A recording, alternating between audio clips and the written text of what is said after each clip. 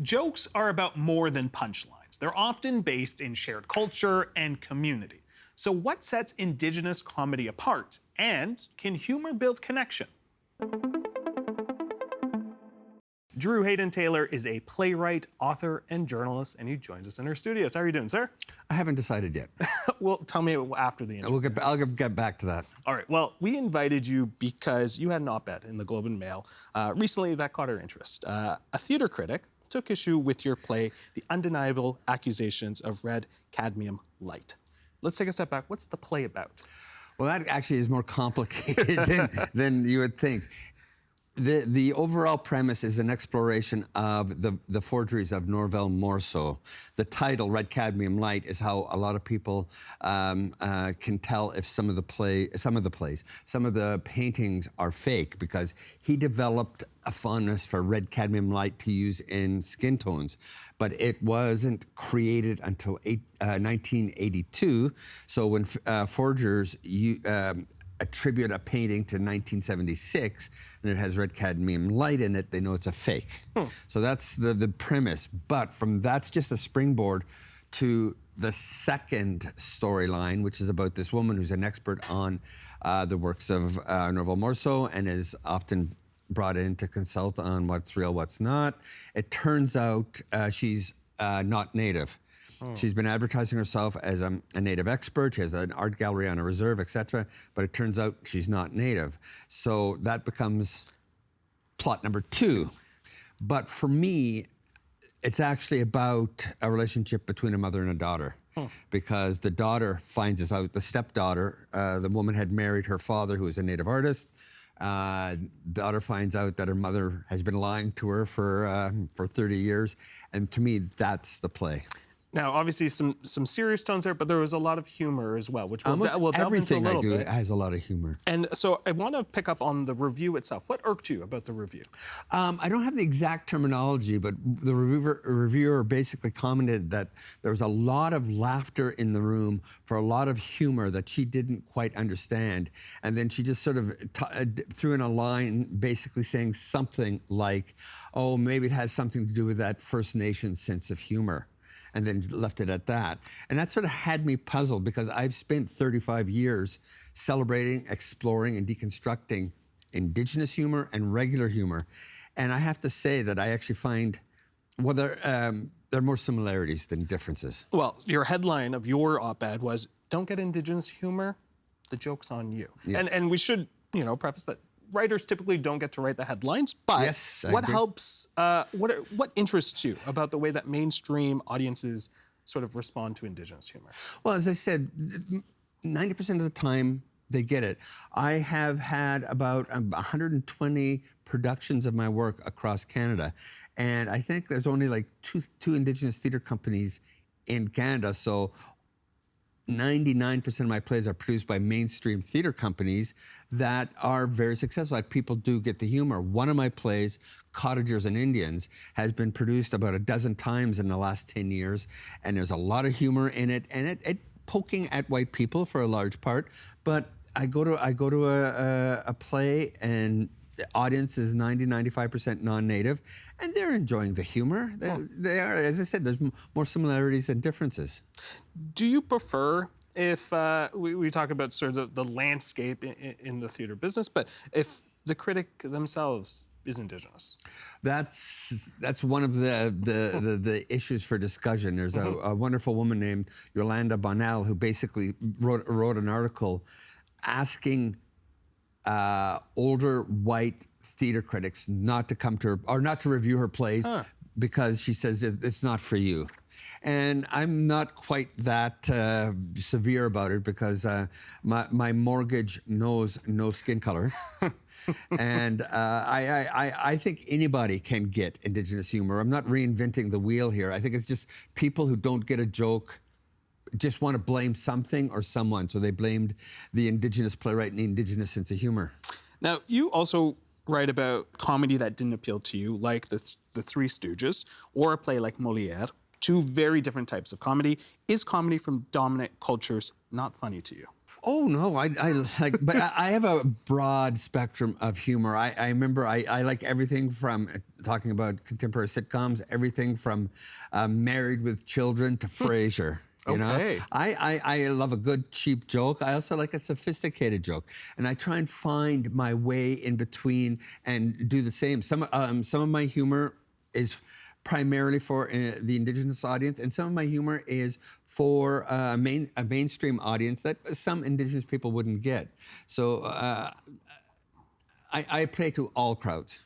With that, this country over the decades has to reckon with sort of its past. And I am curious, how has colonialism affected the humor and the stories that you're able to tell? I once did a conference on multicultural humor in Kerala, India. And I was there, and it was just a series of people doing presentations on various kinds of humor. And I followed a woman from the University of Tel Aviv who did a presentation on humor and the Holocaust. So basically, what I've sort of but I've observed that a lot of Indigenous humor, like a lot of Jewish humor, is survival humor.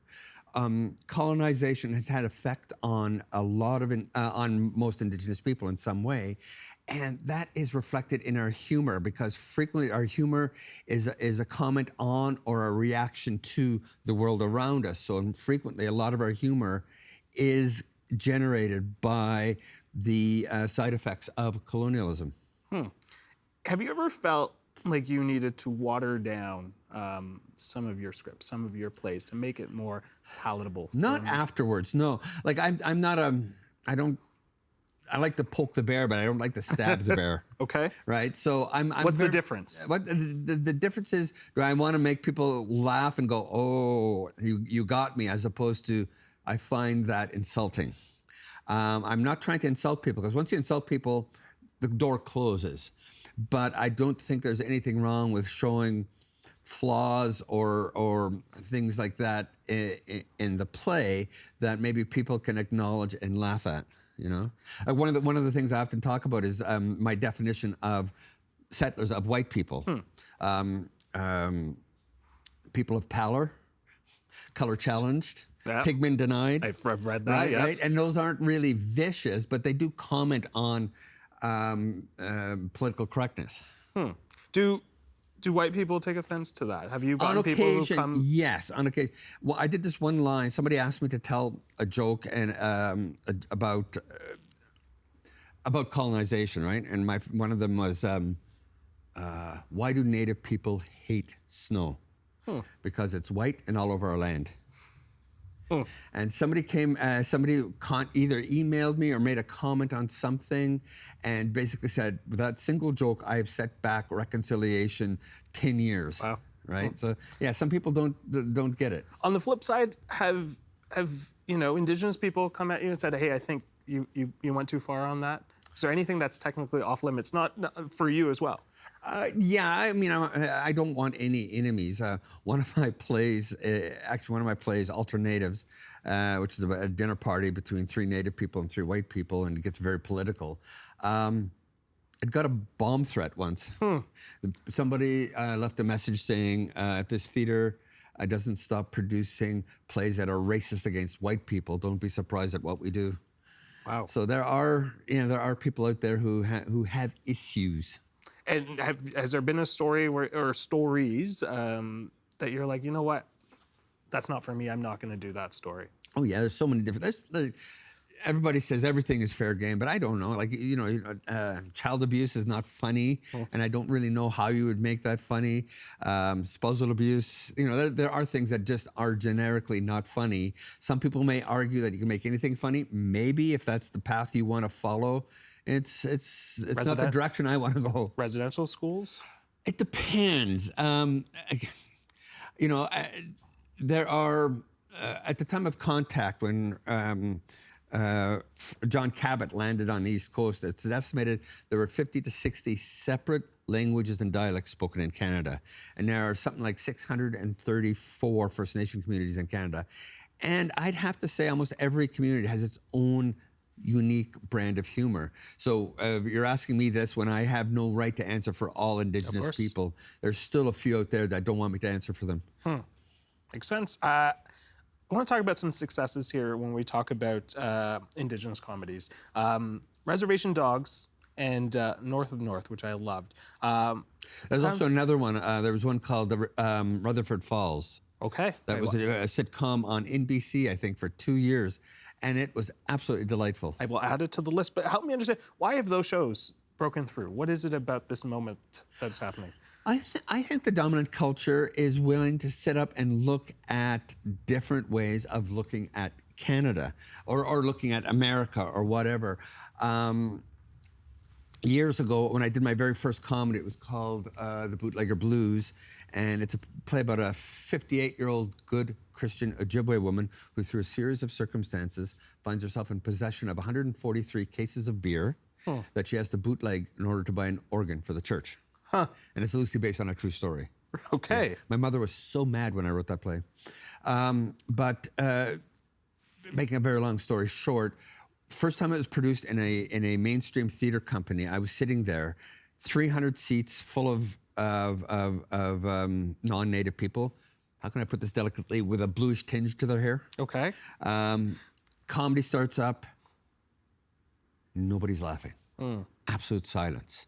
And I'm suddenly thinking, oh, you know, there goes my career as a playwright. And I'm trying to figure out what's going on. But there were 8 Native people in the audience because they were related to the actors. And they're in the balcony, they're up there. They started laughing almost immediately, but they were the only ones. The Native people started laughing. And the most interesting thing happened. After about 5 minutes, the people around the Native people started laughing. Another 5 minutes, another circle of people started laughing. It was like throwing a rock in a pond and the circle's getting bigger. And I gave them permission to... They were waiting for permission to laugh. And as I said, nowadays I have, this year alone, I'll have 5 productions of my plays, most of them comedically oriented, produced in mainstream theater companies. I had one in Vancouver, one in Thunder Bay, one in Winnipeg. I've got one opening tonight in Port Dover, one in about 3 weeks in Port Colborne, and so on and so on. And the audience will be mostly non-native, and fingers crossed they will find it. They find it hilariously funny. Drew, I want to thank you so much for taking the time to join us in the studio for this conversation. As we say in my reserve, grazie.